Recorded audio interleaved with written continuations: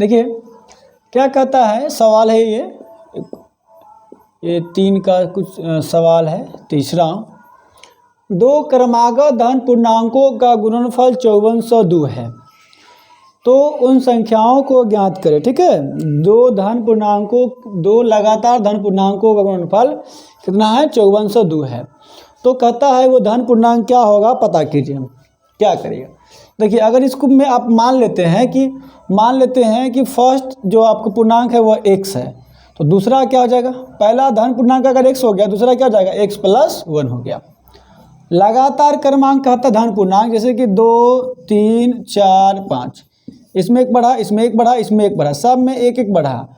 इसीलिए एक धन पूर्णांक अगर x है, दूसरा धन पूर्णांक क्या हो जाएगा, x+1, क्योंकि लगातार धन पूर्णांक है। क्रमागत के मतलब होता है लगातार, कंटिन्यूअस एलिड नंबर। ठीक है, का गुणनफल कितना है, 5402। तो दोनों गुना करेंगे तो x × x+1 इक्वल टू क्या होगा, 5402।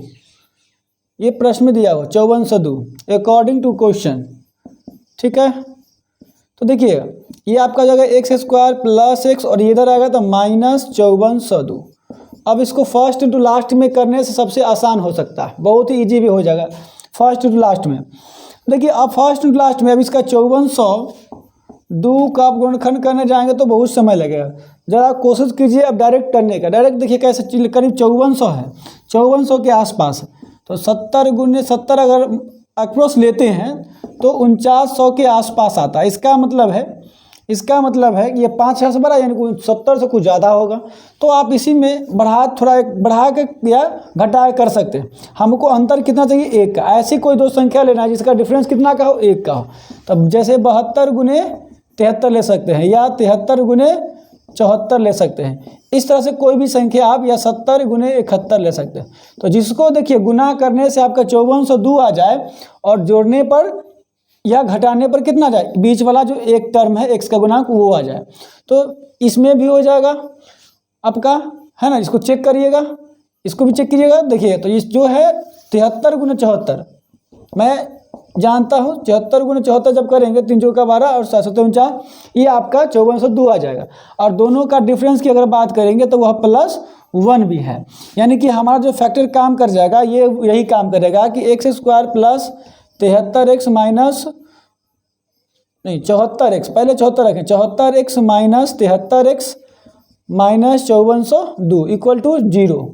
ठीक है, अब इस स्थिति को यानी कि 73 × 74 हम लोग ले रहे हैं, 74 को पहले रखेंगे, 73 को बाद में। अब इसमें से अगर आप कॉमन लेंगे तो x × x + 74 आएगा, और -73 कॉमन लीजिएगा तो x प्लस आपका आ जाएगा 74 बराबर 0। देन x - 74 x + 74 × x - 73 बराबर 0 हो जाएगा। इस तरह से अगर आप दोनों के बारी बारी से 0 कीजिएगा तो ये आ जाएगा आपका, एक हो जाएगा 73 और एक हो जाएगा -74। ठीक है, जो लगातार धन पूर्णांक की बात किया है, क्या किया है, लगातार धन पूर्णांक।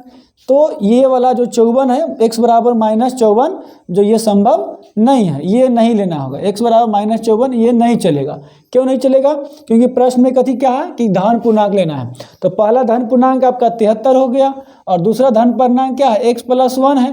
तो x+1 73 + 1 क्या जाएगा, 74। तो इस तरह से आप इसको आसानी से बना सकते हैं। ठीक है, द्विघात समीकरण का ये चैप्टर है, क्वेश्चन है।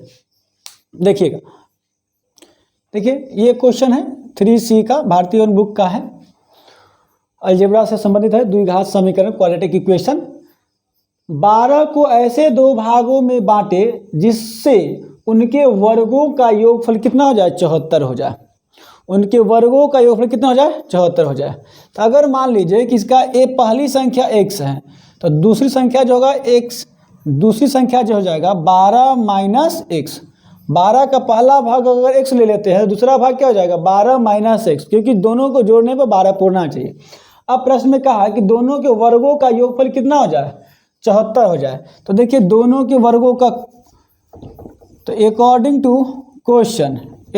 टू क्वेश्चन सॉल्यूशन में क्या लिखेंगे, अकॉर्डिंग टू क्वेश्चन।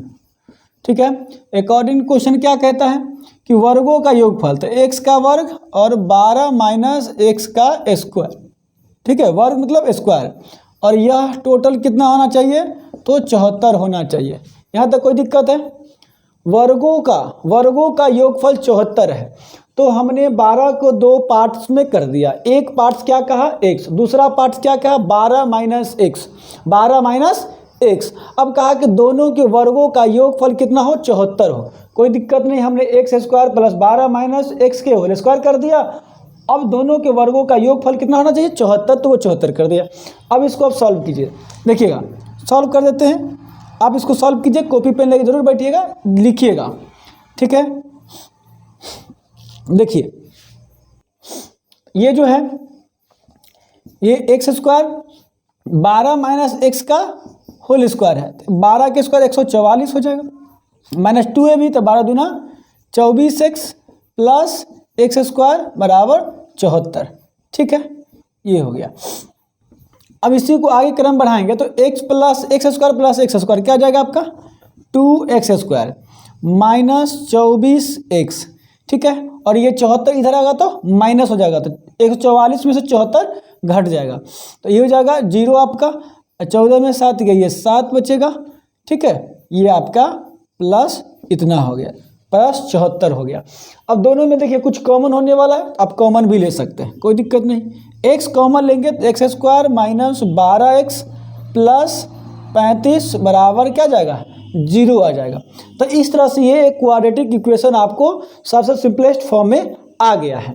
अब इस क्वाड्रेटिक इक्वेशन को सिद्धार्थ के नियम से, द्विघात सूत्र से या फैक्टराइजेशन मेथड से भी इसको हल कर सकते हैं। तो हम आपको फैक्टर से ही बताते हैं, बहुत जल्दी बन जाएगा।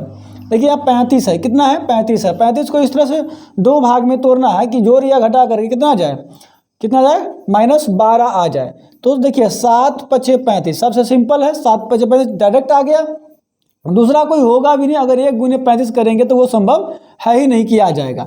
अब दोनों में माइनस चाहिए तो हम दोनों में माइनस लगा लेंगे तो ये आ जाएगा, ठीक है। अर्थात ये आपका हो जाएगा x square minus 5x minus 7x plus 35 बराबर 0।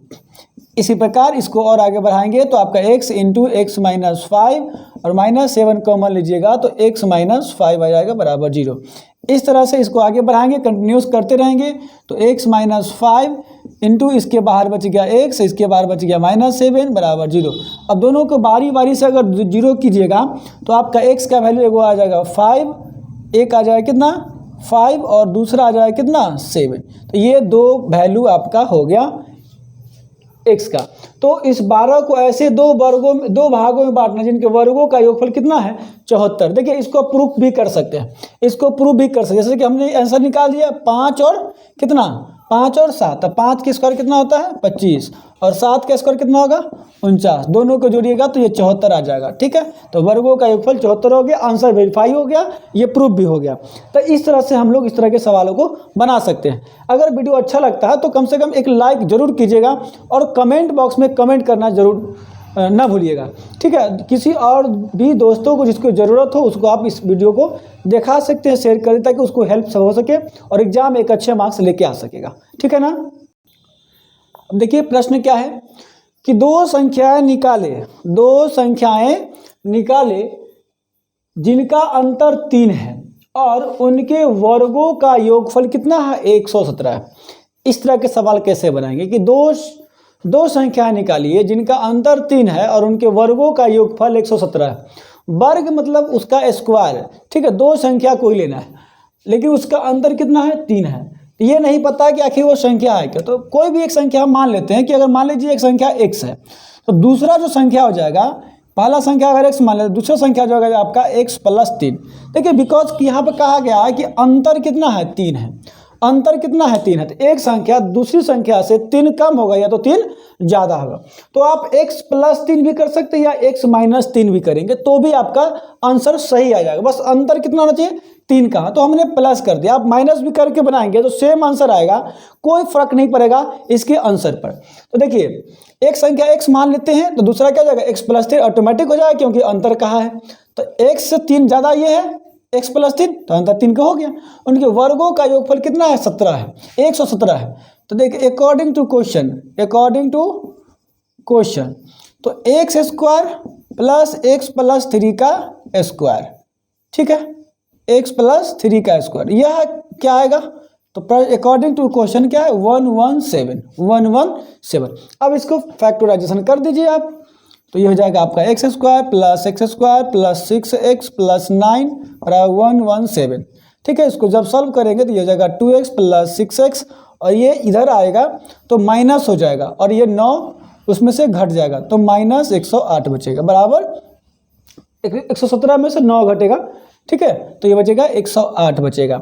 अब इसमें से आप 2 कॉमन ले लेंगे तो यहाँ बचेगा एक्स स्क्वायर प्लस 3x, और ये हो जाएगा -54 बराबर 0।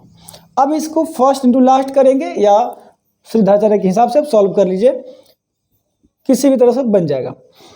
अब देखिए इसको करेंगे आप, 54 है, इसको इस तरह से तोड़िए कि जोड़ने या घटाने से 3 आ जाए और गुना करने पर 54 ही रहे। तो इसके लिए क्या तरीका है? 9 छक 54 सबसे बेस्ट ऑप्शन है, डायरेक्ट गुना करिए, आगे देखिए बहुत ही आसान में आ गया। 9 छक 54 दोनों का डिफरेंस कितना आ जाएगा? 3 का आ जाएगा। हमको प्लस 3 का डिफरेंस चाहिए, तो 9 को प्लस करेंगे, बाकी को माइनस कर देंगे, तो 9x माइनस 6x माइनस 54 बराबर 0। इतना समझ में आया? अब देखिए इसी प्रकार अब इसमें क्या करेंगे? ठीक है, यहाँ पे आप लोग अगर बनाएंगे तो इस तरह से आप इसको देना नहीं भूलिएगा। ठीक है, अब देखिए यहाँ पे आ जाएगा x कॉमन अगर लेते हैं तो क्या आ जाएगा? x प्लस 9, और यहाँ आ जाएगा -6 कॉमन अगर लेते हैं आप तो आ जाएगा x प्लस 9 इक्वल टू 0।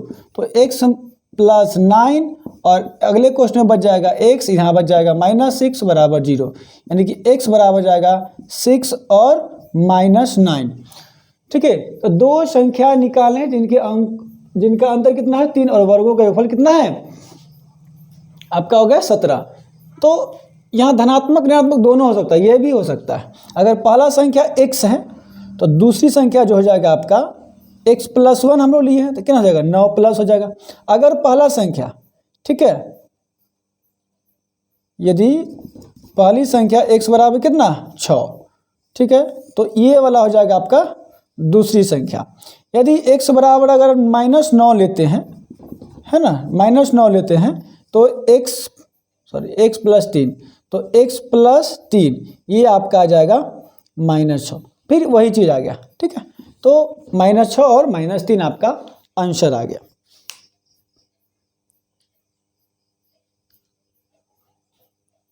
देखिए तो समझ में आ रहा है? कोई दिक्कत? अच्छे से देख लीजिए।